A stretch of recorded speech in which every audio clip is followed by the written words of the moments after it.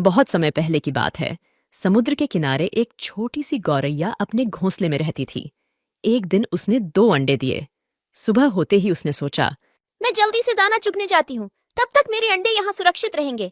किसी को नहीं पता कि मैंने 2 अंडे दिए हैं। गौरैया दाना चुगने चली गई।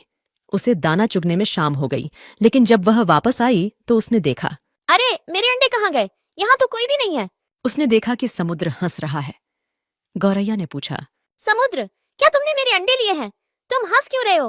मुझे सच सच बता दो, मेरे अंडे कहाँ हैं? तुमने ही मेरे अंडे चुराए हैं। मेरे अंडे वापस करो। समुद्र ने जवाब दिया, नहीं, मैंने तुम्हारे अंडे नहीं लिए। मैं क्यों तुम्हारे अंडे लूंगा? मुझे तुम्हारे अंडे चुरा कर क्या मिलेगा? मुझे नहीं पता तुम्हारे अंडे कहाँ हैं। मुझे परेशान मत करो, खुद ही ढूंढ लो अपने अंडे। समुद्र की बात सुनकर गौरैया को गुस्सा आ गया। उसने कहा, अगर तुमने मेरे अंडे वापस नहीं किए तो मैं तुम्हें पूरा सुखा दूंगी। एक माँ की ताकत को तुम नहीं जानते। माँ अपने बच्चों पर कोई आंच नहीं आने देती। समुद्र हंसते हुए बोला। तू मुझे सुखाएगी? तू गौरैया, चल ये कोशिश करके देख ले। गौरैया गुस्से में अपनी छोटी सी चोंच में समुद्र का पानी भरती और किनारे पर उड़ेल देती। पास से गुजरते हुए एक चिढ़ा ने पूछा, अरे गौरैया बहन, आज तुम दाना चुगने नहीं आई? और तुम यह क्या कर रही हो? गौरैया ने जवाब दिया, मैं समुद्र का पानी सुखाकर अपने अंडे वापस लूंगी। तुम जाओ, मुझे अपना काम करने दो। चिढ़ा ने कहा, पर गौरैया बहन, यह कार्य असंभव है। इस तरह तुम समुद्र का पानी नहीं सुखा पाओगी। गौरैया दृढ़ निश्चय के साथ अपने कार्य में लगी रही। जब वह थक जाती तो थोड़ी देर रुककर फिर से काम में जुट जाती। इस कार्य में गौरैया को कई दिन हो चुके थे।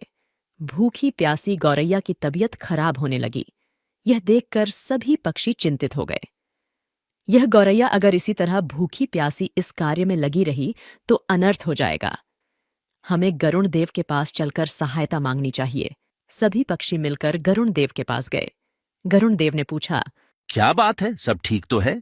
आज सभी पक्षी एक साथ मेरे पास आए हैं। पक्षियों ने बताया, गरुण देव, एक छोटी गौरैया अपनी जिद पर अड़ी है और इतने विशाल समुद्र का पानी सुखाने का प्रयास कर रही है।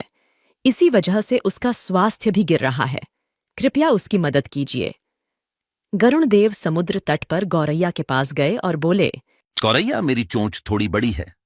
क्या इस कार्य में मैं तुम्हारी कुछ सहायता करूं? नहीं गरुण देव, आप मेरी वजह से परेशान मत होइए। ये मेरी लड़ाई है, मैं इसे खुद लड़ूंगी। मुझे कोई मदद नहीं चाहिए। गरुण देव ने सोचा, बच्चों की वजह से यह चिड़िया किसी की नहीं सुनेगी। इसके लिए अंडों को ढूंढने से ज्यादा महत्वपूर्ण कोई कार्य नहीं है। मुझे भगवान श्री हरि के पास जाना होगा और उनसे विनती करनी होगी। गरुण देव भगवान विष्णु के पास गए और प्रार्थना की, हे नारायण, आपकी जय हो। कृपया हमारी सहायता कीजिए। एक नन्ही गौरैया समुद्र का पानी सुखाने की ठान बैठी है, जो कि संभव नहीं है। उसका स्वास्थ्य भी गिर रहा है। पक्षीराज गरुण, मैं इस गौरैया के दृढ़ निश्चय से बहुत प्रसन्न हूँ। हे समुद्र देव, आप पीछे हट जाइए और गौरैया को उसके अंडे लेने दीजिए। आज एक माँ अपने बच्चों की रक्षा के लिए कोई भी जोखिम उठाने के लिए तैयार है, इसलिए मैं गौरैया के साथ हूँ। आपको पीछे हटना होगा और गौरैया के अंडे उसे लौटाने होंगे। समुद्र ने भगवान विष्णु की आज्ञा मानी और पीछे हट गया। गौरैया ने खुशी खुशी अपने अंडे निकाल लिए। समुद्र ने कहा, गौरैया, मुझे माफ कर दो। आज तुम्हारा विश्वास जीत गया। गौरैया ने गर्व से कहा, मैंने कर दिखाया। मेरे अंडे मुझे वापस मिल गए। इस कहानी से हमें यह सीख मिलती है कि यदि कोई भी व्यक्ति दृढ़ निश्चय कर ले तो असंभव कार्य को पूरा करने में ईश्वर भी उसकी मदद अवश्य करते हैं।